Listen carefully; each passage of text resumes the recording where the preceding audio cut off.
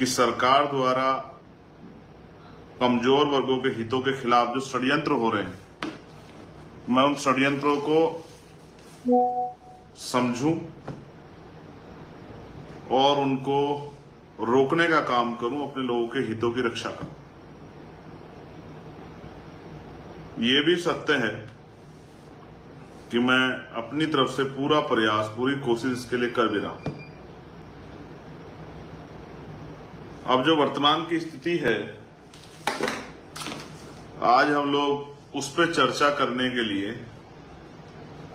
और जो हो रहा है उसको जिस तरह मैं समझ रहा हूं उस तरह आपको समझाने के लिए आज आपके बीच उपस्थित हूं। माननीय काशीराम साहब ने कहा था अगर मुझसे गलती हो जाए तो आप लोग गलती मत करना। हमारे बीच में जिन महान पुरुषों के लिटरेचर आज मौजूद हैं, तस्वीरें आज मौजूद हैं, उन महान पुरुषों को महान इसलिए माना गया कि उन्होंने समय समय पे सही डिसीजन लेके समाज के हितों की रक्षा की और समाज को दीर्घभ्रमित होने से बचाया, समाज को सही रास्ता दिखाया। हम वर्तमान में दलित और आदिवासी वर्ग में एक हलचल है और वो हलचल जो है इसलिए है कि उनको कुछ को ये महसूस हो रहा है कि उनको कुछ मिलने वाला और कुछ को ये महसूस हो रहा है कि उनका कुछ जाने वाला। तो जब किसी को कुछ पाने का अवसर मिलता है, उम्मीद होती है, तो उसके अंदर भी इच्छा जागृत होती है और जिसको खोने का डर होता है उसके अंदर भी भय पैदा होता है। मैं जब अपनी बात को शुरू करूंगा तो एक नारा लगता था जिसकी इतनी संख्या बारी उसकी उतनी हिस्सेदारी, और एक और नारा लगता था अर्जक संघ के लोग लगाते थे,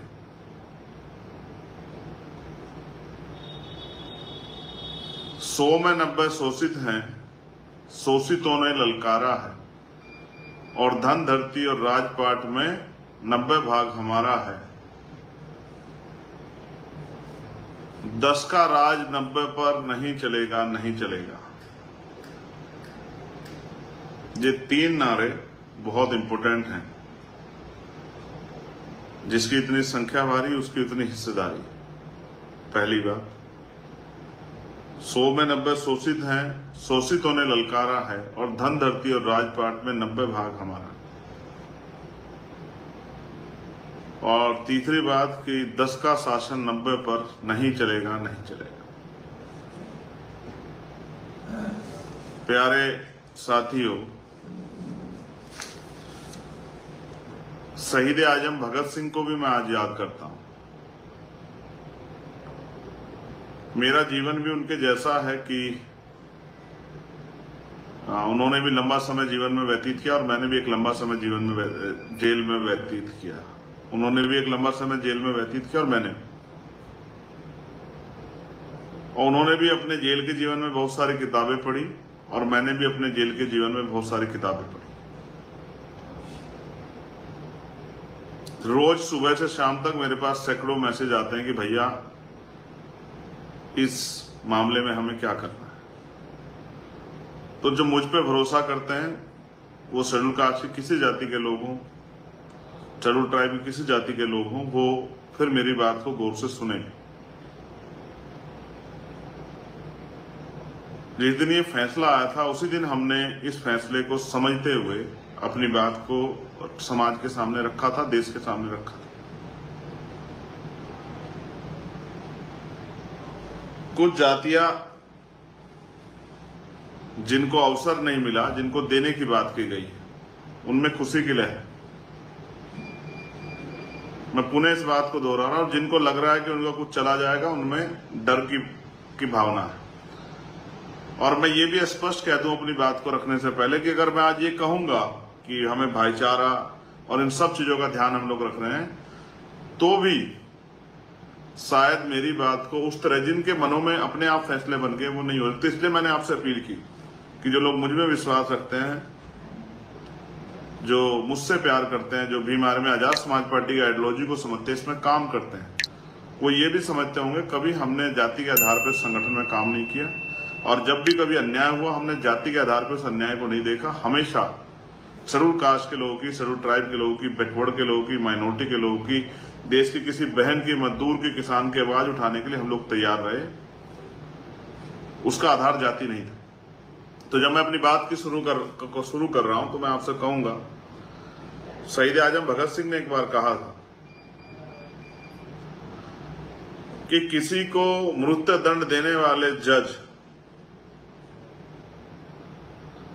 जिसने किसी को फांसी की सजा दी हो, मृत्यु दंड दिया हो, अगर उसके फैसले के पीछे से उसका मोटिव हटा दिया जाए तो हत्या की सजा देने वाले जज में और सुपारी देके किसी की हत्या कराने वाले किसी दूसरे व्यक्ति में कोई फर्क नहीं रहता, दोनों हत्यारे के साथी होते हैं। अगर जज साहब किसी को फांसी की सजा का ऑर्डर करते हैं और जल्लाद उसको फांसी देता है, उसकी जान जाती है, और यहां कोई किसी को पैसे देके किसी की हत्या करा देता है, तो दोनों में बिल्कुल फर्क नहीं है अगर उसके पीछे उनका मोटिव ना हो। अब किसी भी फैसले को समझने से पहले आपको सरकार का मोटिव देखना चाहिए कि क्या सरकार वंचित वर्गों के लिए का हितैषी है या नहीं। मैं आपको याद दिलाता हूं, अब से लगभग 2 साल पहले मैंने गोरखपुर में एक प्रेस कॉन्फ्रेंस की, और हमारे वो साथी जो समर्थन और विरोध कर रहे हैं वो जरूर अगर सर्च करेंगे तो उनको मिल जाएगा। प्रेस कॉन्फ्रेंस क्यों थी? प्रेस कॉन्फ्रेंस लिए थी कि हमने रिसर्च किया, चर्चा की, और हमने महसूस किया कि उत्तर प्रदेश में शेड्यूल कास्ट की 66 जातियां हैं, उनमें से बहुत कम जो हैं वो नजर आती है, लेकिन एक बड़ी संख्या उन जातियों की जो नजर नहीं आती। इसलिए हमने मांग की कि जब सुप्रीम कोर्ट ने EWS यानी कि इकोनॉमिक वीकर सेक्शन, यानी कि आर्थिक रूप से कमजोर वर्ग के लोगों के लिए 10% आरक्षण की सरकार की व्यवस्था को सही माना,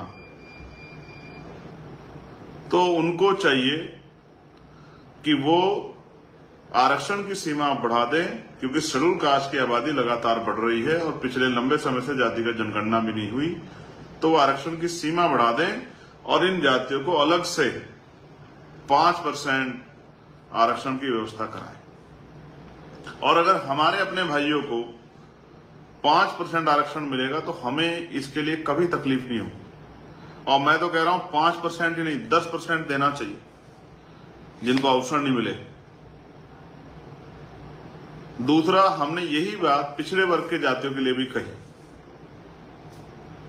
कि पिछड़े वर्ग की आबादी 52% है, और मैं आपको चरित्र बता रहा हूं सुप्रीम कोर्ट का, जिस सुप्रीम कोर्ट के ऑर्डर पे हमारे लोग जो हैं चर्चा कर रहे हैं, उसी सुप्रीम कोर्ट ने पिछड़े वर्ग के लोगों को 52% आबादी के बाद 27% रिजर्वेशन दिया। उसमें भी क्रीमी लेयर की एक सीमा लगा दी और फिर उस आरक्षण व्यवस्था को चालू किया, लेकिन आज तक भी कभी उसको मॉनिटरिंग नहीं किया। तो इसका जवाब मैं आगे आपको दूंगा कि क्या स्थिति है। तो इसलिए मैंने, क्योंकि आंकड़ों पे बहुत बात हो रही है, तो मैंने इसलिए कहा कि उन जातियों को भी, जो जातियों को अवसर नहीं मिला है, उनको भी 15%, जबकि बैठता तो 25% है, लेकिन 15% अतिरिक्त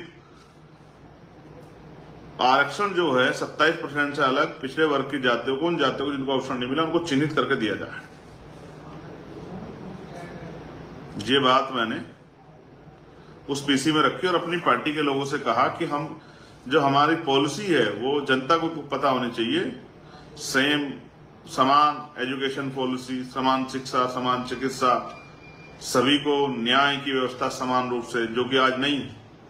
एक गरीब आदमी हाईकोर्ट सुप्रीम कोर्ट नहीं जाता, लाखों रुपए लगते हैं।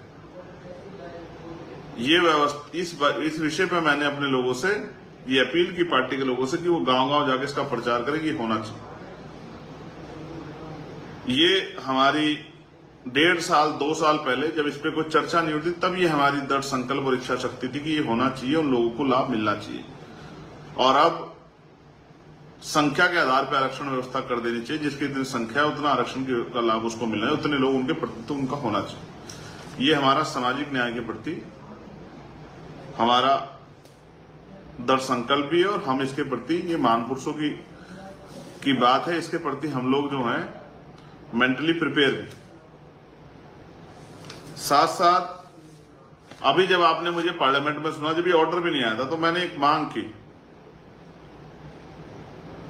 जो मैंने प्राइवेट मेंबर बिल लाके की, पढ़े लिखे लोगों ने सुना हो, कि निजी क्षेत्रों में, क्योंकि सरकारी नौकरियां लगभग खत्म हो गई है, सरकारी पूरा डिपार्टमेंट प्राइवेट कर दिया है, सरकार बड़े पैमाने पे लेटरल एंट्री कर रही है, संविदा है, आउटसोर्सिंग है, ठेकेदारी है, तो बड़े पैमाने पे सरकारी नौकरियां लगभग खत्म हो गई है। तो अब समय आ गया है कि निजी क्षेत्रों में आरक्षण की व्यवस्था SC ST OBC के लोगों को कराई जाए। ना मैंने किसी एक जाति की बात की, ना एक धर्म की बात की, मैंने SC ST और OBC के लोगों के लिए बात की। ये मेरा सामाजिक न्याय के प्रति मेरा दृष्टिकोण है। शायद मेरी इतनी बड़ी मांग हमारे इतने बड़े SC ST OBC समाज को नहीं थी। ये मांग मैंने ना अपने परिवार के लिए की, ना जिस जाति में मैं जन्मा हूं उसके लिए की, ना ही सिर्फ शेड्यूल कास्ट के लिए की। ये मांग मैंने शेड्यूल कास्ट की सभी जातियों के लिए, शेड्यूल ट्राइब की सभी जातियों के लिए और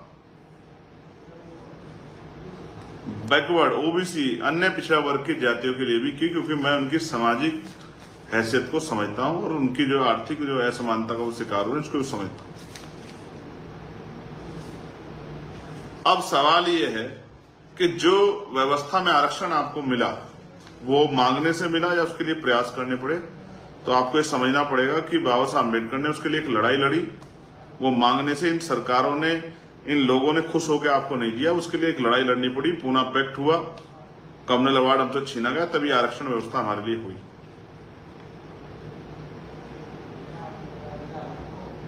ये किसी ने दया करके आपको नहीं दिया।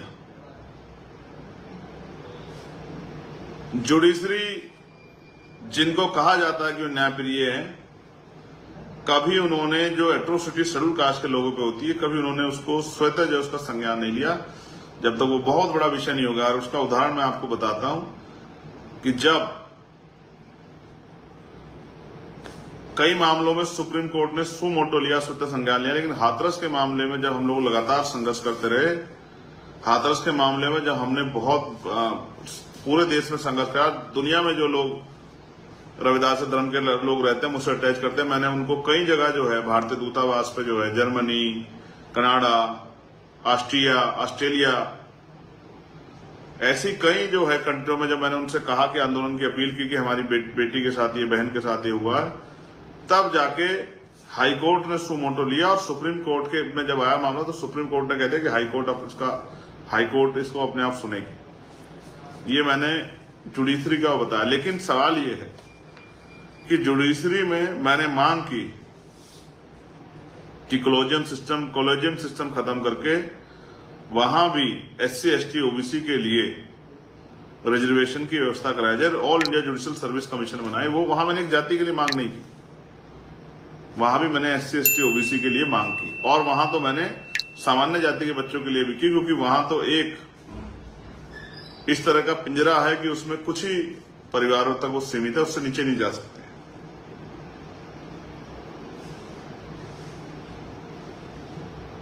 ये मेरा सामाजिक न्याय के प्रति दृष्टिकोण है। अब अगर आप आरक्षण की बात करेंगे, जिस तरह की चर्चा आज चल रही है, तो मैं आपसे कहूंगा कि अगर सुप्रीम कोर्ट या सरकारें हमारे हितों के प्रति, हमारे अधिकारों के प्रति इतनी सचेत होती, तो अगर आंकड़ा आप उठा के देखोगे क्लास 1 से लेकर क्लास 4 तक का, तो 15% जो रिजर्वेशन शेड्यूल कास्ट के लोगों को मिला है, उनमें से अभी 4% के लगभग पूरा हुआ है। उनकी लगभग 11% सीटें 4.25 के लगभग पूरा हुआ है। 10.75% सीटें उनकी अभी खाली हैं। जो सुप्रीम कोर्ट हमारी बहुत चिंता कर रहा है उसने कभी इसकी जानकारी नहीं ली। और मैंने ये बात कही कि लक्ष्मणपुर बात है, एक घटना हुई थी बिहार में जिसमें 50 शेड्यूल कास्ट के लोगों की हत्या की गई थी। तलवार की नोक पर जो है महिलाओं के पेट चीरे गए थे। डिस्ट्रिक्ट कोर्ट ने बहुत सारे अपराधियों को, आरोपियों को सजा की आजीवन, और हाई कोर्ट ने उनको बरी कर दिया। कभी सुप्रीम कोर्ट ने सू मोटो लेके पूछने का काम नहीं किया कि 50-50 दलितों के हत्यारे कौन है, उनकी जांच होनी चाहिए, उनको सजा मिलनी चाहिए। और आज भी सीवर से लेके लाखों जो हैं महिलाओं के साथ रेप हत्याएं होती है, सीवर में जान जाती है। कभी भी सुप्रीम कोर्ट ने, एनसीआरबी का डाटा इतना है, तमाम जो है बजट और सब कुछ है, पुलिस से सब कुछ है, सारे डाटा को देखते हुए आज तक भी सुप्रीम कोर्ट ने सू मोटो लेके ये सरकारों को टाइट नहीं किया कि भाई ये इस तरह से महिलाओं पर हिंसा, वो भी कमजोर वर्गों की महिलाओं पर हिंसा रोकें। और सुप्रीम कोर्ट ने कोई ऐसी डायरेक्शन भी नहीं दी कि जो जाति के आधार पर, धर्म के आधार पर छुआछूत हो रही है उसको भी रोका जाए। इसका उदाहरण मैं आपको बताता, मटकी छूने पर हत्या हुई, सुप्रीम कोर्ट ने कोई ऑर्डर नहीं पास किया। मुझे रखने पर हत्या हुई, आज भी बारात रोक दी जाती है। मंदिर जाने पे आज भी रोका जाता है, यहां तक कि राष्ट्रपति जी को भी रोका गया। इसलिए मैं कहता हूं जाति कभी नहीं जाती। कभी सुप्रीम कोर्ट ने सू मोटो नहीं लिया। इतना सुप्रीम कोर्ट आपके हितों के लिए चिंतित है। और 27% आरक्षण जो पिछड़े वर्ग को मिला है उसमें से भी 6% पूरा हुआ है। 9% आरक्षण अभी तक उनका भी बैकलॉग आज तक पूरा नहीं हुआ। ये है स्थिति।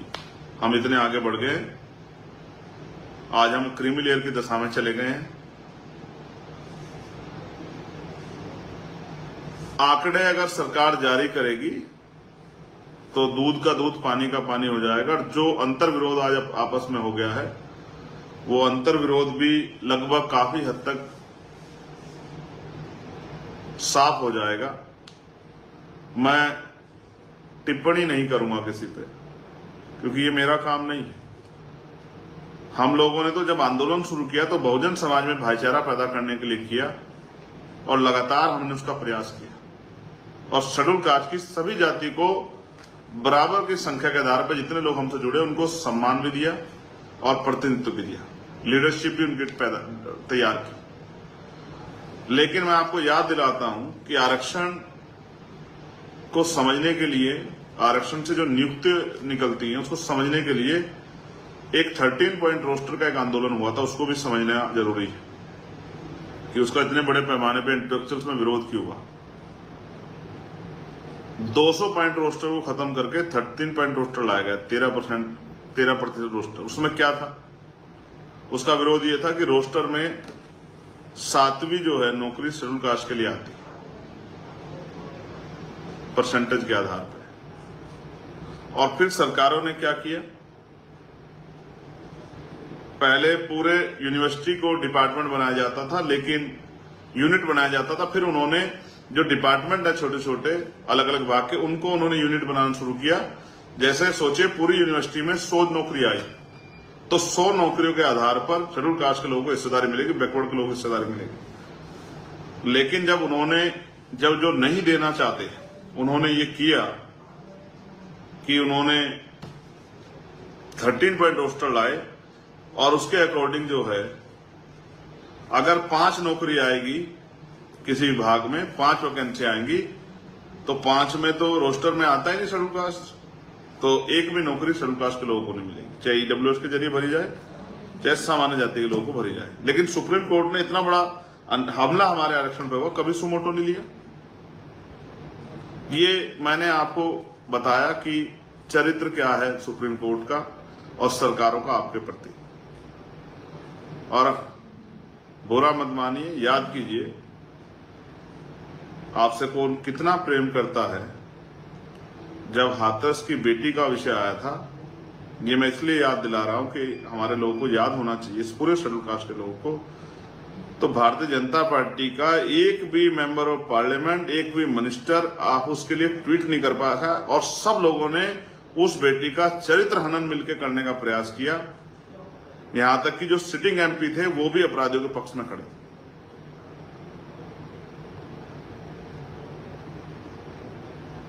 समझदार लोग मेरी बात को समझेंगे कि मैं क्या कहना चाहता हूं।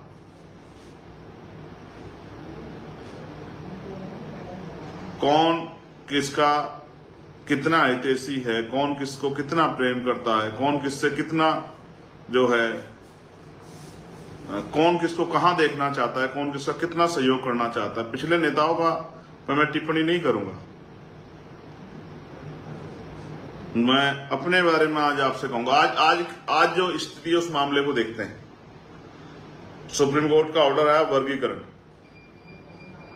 और क्रीमी लेयर, और एक जज साहब तो और आगे निकले, कहा कि एक बार जिसके बच्चे को मिल जाएगा उसको दोबारा नहीं मिलेगा।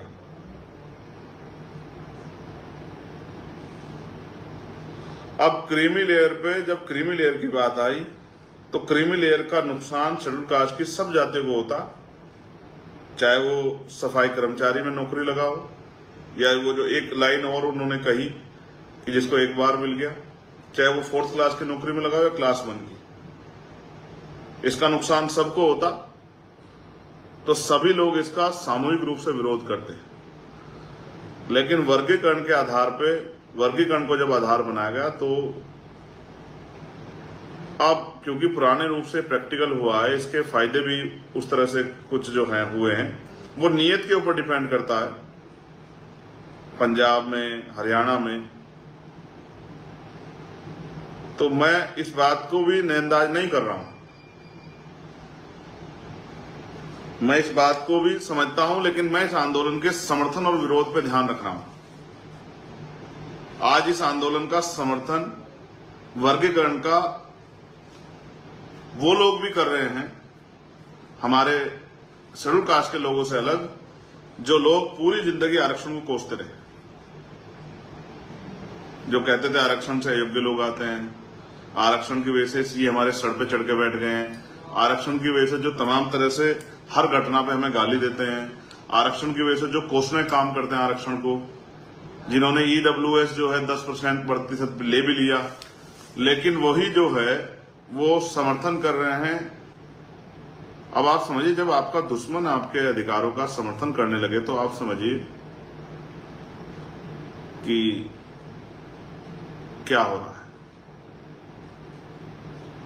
जिन लोगों ने पूरी जिंदगी, जिनकी संतानों ने, उनके बड़ों ने, जिन्होंने कैंपेन चलाए, जिन्होंने बड़ी बड़ी सभाएं करके कहा कि आरक्षण की नसबंदी करनी चाहिए, आरक्षण खत्म कर देना चाहिए, आरक्षण आर्थिक आधार पर होना चाहिए, वही लोग जो हैं आज आरक्षण का समर्थन करके हमारे भाइयों को के बीच में जा रहे हैं, भाइयों से बात कर रहे हैं कि भाई हम आपके हितैषी हैं, आपको मिलना चाहिए। अब इसका जो मुझे नुकसान समझ आता है उसको भी समझिए मेरी भाषा में। इसके लिए सुप्रीम कोर्ट ने स्टेट को पावर दे दी कि स्टेट कर सकती है, लेकिन उसके साथ एक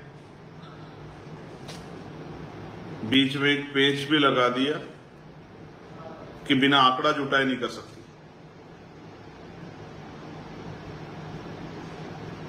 आंकड़े कैसे जुटेंगे? जब जातिगत जनगणना होगी। भाई जब तक जातिगत जनगणना नहीं होगी तब तक तो आपको कैसे पता लगेगा किसको कितना लाभ मिला है? तो पहले आप जातिगत जनगणना कराएंगे। इसके लिए मेरे पास एक और उदाहरण है। जैसे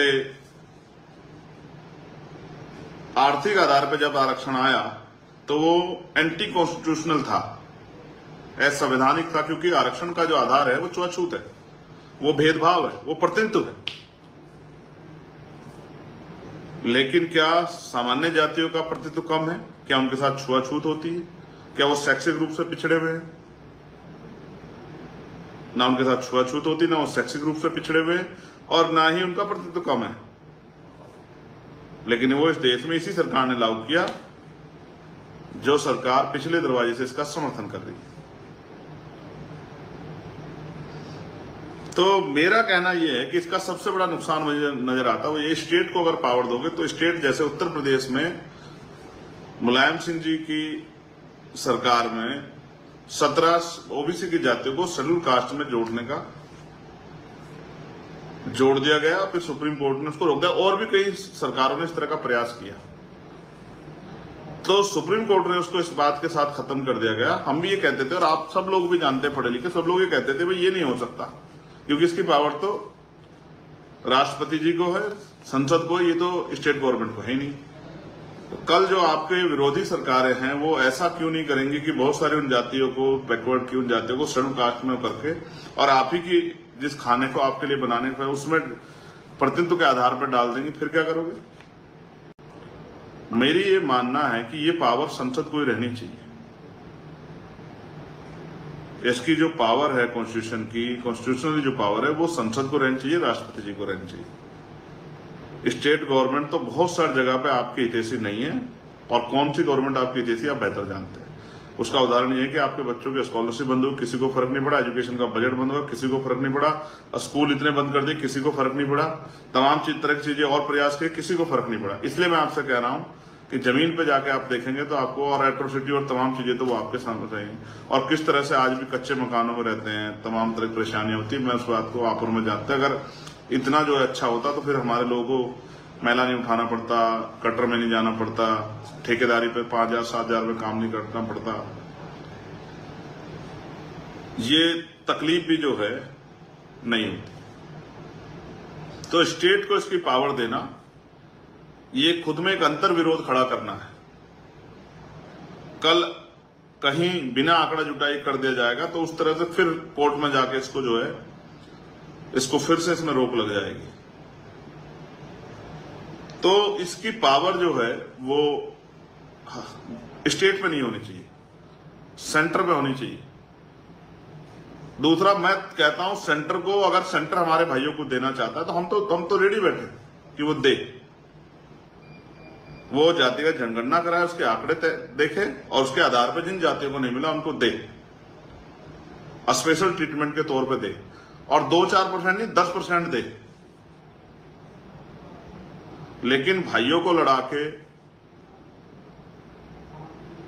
भाइयों को आपस में झगामने सामने लाके अगर सरकार ये सोचती है कि वो सफल हो पाएगी, तो ऐसा हम लोग नहीं होने देंगे। बड़ी मुश्किल से ये इस तरह की एकता जैसे हालात बने, वो भी तब बने जब पूरी कम्युनिटी पे, पूरे शेड्यूल कास्ट शेड्यूल टाइप पे हमला हुआ SC/ST एक्ट में, तब जाके ये एकता के बने जब मार पड़ी।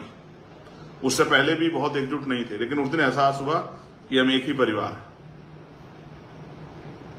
तो मैं तो कह रहा हूं, अगर सरकार देना चाहती है, आंकड़े जुटाए, जातिगत जनगणना कराए, और 10% कम से कम जो है हमारे उन भाइयों को जिनको अवसर नहीं मिला उनको दे।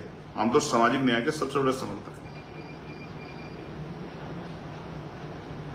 आप जल्दी से जातिगत जनगणना, आप देखिए सरकार जातिगत जनगणना करा सकती है, नहीं करा सकती है, ये आपके और मेरे सामने है। इसमें आपको पता लग जाएगा कि कौन सी पार्टी जातिगत जनगणना की हितैषी।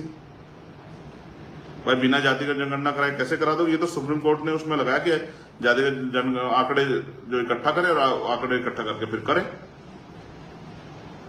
तो मैं तो कह रहा हूं सरकार जातिगत जनगणना कराए। हम तो इस बात को मानते हैं कि जातिगत जनगणना हो, सब कुछ ओपन हो, दूध का दूध पानी का पानी हो जाए, जिसको इतना मिला सब पता लग जाए, क्या 15% पूरा हुआ आज तक ये भी जानकारी हो जाए। तो ये जो भ्रम फैलाया गया है, तब जैसे कहा जा रहा है कि किन जातियों ने ज्यादा खा लिया वो कर लिया, तो मैं मानता अगर 15% उन जातियों के पास 15% पूरा मिल रहा होता और उनमें वही जातियां होती, तो मैं मान लेता कि भाई वो ज्यादा खा रहे हैं। लेकिन जब पूरा ही 4% हो रहा है, 5% तक पहुंच रहा है, तो 9% उसमें जब अपने लोग जो हैं वो भरे जा रहे हैं, क्योंकि बैकलॉग तो लगातार धीरे धीरे पूरा कर रही है सरकार, EWS और तमाम तरह के लिए।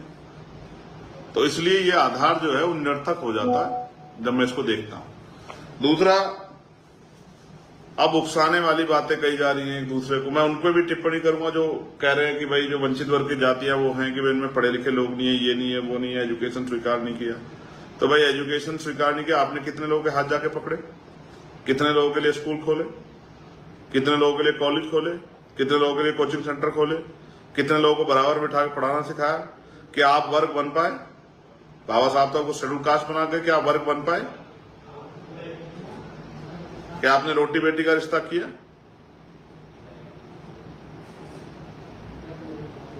क्या आपने सोशल रिस्पॉन्सिबिलिटी को निभाया? क्या आपने पे बैक टू सोसाइटी किया? इसका जवाब आप पे है। क्या आपने अपने आखिरी भाई का हाथ पकड़ा? क्या आप उनकी बस्ती में गए, उनके बीच में बैठे, उनकी परेशानी को सुना, समझा, उनके साथ खड़े होने का प्रयास किया, उनकी तकलीफ को अपनी तकलीफ माना? तो जब आप इसको देखोगे तो आपको समझ आएगा हमने तो ये काम किया है। हमारी लीडरशिप ये बात जानती है, लोग हमारा करैक्टर इस मामले में जानते हैं, हमारा कार्य जानते हैं, लेकिन और किसी संगठन में इतनी हिम्मत नहीं हो पाई कि वो अपनी जाति से बाहर निकल के इस काम को कर पाता। तो इसलिए मैं कह रहा हूं कि बहुत सारी साजिशें हो सकती है। आपको एक दूसरे भाई के आमने सामने कर दे जाए, उसमें उधर से कुछ सरकार के लोग, विरोधी लोग, अन्य संगठन लोग घुस के हम एक दूसरे के साथ खड़ के पे हमला कर दें। ऐसी स्थिति हो जाए कि एक लंबी खाई खिंच जाए, इतनी लंबी खाई खिंच जाए कि भाई भाई की शकल ना दिखे, भाई भाई को विरोधी समझ बैठे। हमें तो अवसर नहीं मिला, लेकिन जब हमें अवसर मिलेगा तो हम तो खुद करके दिखाएंगे कि किस तरह से अपने भाई को जो हाशिए पे उसको अपने बराबर में लेके आ जाता। हमें तो अवसर नहीं मिला है, हम तो कोशिश कर रहे हैं। हम तो कोशिश करके प्रयास कर रहे हैं कि अगर हमें मौका मिले, और इसके लिए हम राजनीतिक शक्ति इकट्ठा कर रहे हैं, तो हम ये करके दिखाएं। हम अपने भाइयों के बीच में बंटवारा ना करें, लेकिन जो विरोधियों ने हमारा छीन रखा अधिकार, जिसपे हमारा अधिकार बैठता है, जिसपे हमारी हिस्सेदारी बैठते हैं, हम उनसे अपने भाइयों के पास तक अधिकार पहुंचाने का काम करें, ना कि अपने भाइयों में बंदर बांट करके उनको लड़ाने का काम करें। ये काम तो विरोधियों का है, वो अपना काम कर रही है। अब बड़ा सवाल ये आया था कि अभी हरियाणा का चुनाव आज अनाउंस हो गया। मुझे एहसास था, मैंने इसलिए आज का दिन का लाइव रखा था। तो हरियाणा में अब क्या, अब आचार संहिता लग गई, अब कुछ हो नहीं सकता है, मगर आपस में एक दीवार तो खड़ी कर दी गई। वो जो एकता आपकी बनी थी उसको तोड़ने के लिए।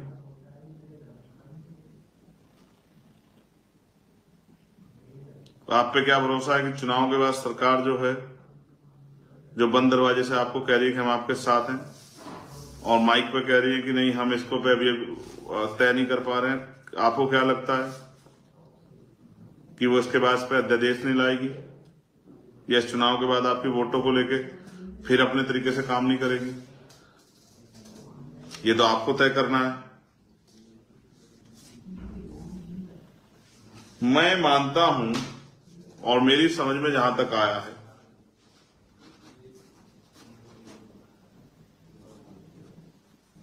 कि जब आपके आगे दाना फेंका जाए तो शिकारी आपका शिकार करना चाहता है, ना कि आपको पाल पोस के मजबूत करना चाहता है। इसलिए मैं समाज से कहूंगा, अपने शेड्यूल कास्ट, शेड्यूल ट्राइब के हर भाई से, कि वो एक दूसरे पे टिप्पणी ना करें, एक दूसरे को बुरा ना कहें, और अपने अपने अधिकारों के प्रति संवैधानिक मर्यादाओं में जो संघर्ष वो कर रहे हैं उसको करते रहे। दूसरा, आजाद समाज पार्टी, भीम आर्मी सरकार के षड्यंत्र को समझती है, सरकार की चालों को, साजिशों को समझती है, और भविष्य में कुछ ऐसा ना हो जाए उसको भी ध्यान में रख के सचेत है। इसलिए आजाद समाज पार्टी निजी क्षेत्रों में आरक्षण की व्यवस्था की जाए, और इसके लिए सरकार को झुकाने का काम, सरकार को मजबूर करने का काम किया जाए, और आरक्षण की सीमा बढ़ाई जाए। जिन भाइयों तक नहीं पहुंचा उनको 10% आरक्षण की सीमा बढ़ा के 15% से अतिरिक्त 10% आरक्षण की व्यवस्था उन जातियों के लिए की जाए। ऐसी जो है हमारी सोच है, और उसके लिए 11 सितंबर को हम लोग दिल्ली में एक ऐतिहासिक आंदोलन करेंगे। हमें भीम आर्मी आजाद समाज पार्टी की शक्ति पे, समाज के बुद्धिजीवी वर्ग के, जो बुद्धिजीवी वर्ग ये सोच रहा है, मुझसे उम्मीद कर रहा है कि भाई चंद्रशेखर आजाद जो हमारा बेटा है वो हमारे अधिकारों के प्रति क्या सचेत है या नहीं है, या उसको फिक्र है या नहीं है। मैं उन सबसे भी कहना चाहता हूं कि जब तक मेरे शरीर में लहू का आखिरी कतरा है, ना तो मैं अपने भाइयों को लड़ने दूंगा और ना ही मैं इनके अधिकारों को दुश्मन की साजिशों का शिकार होने दूंगा।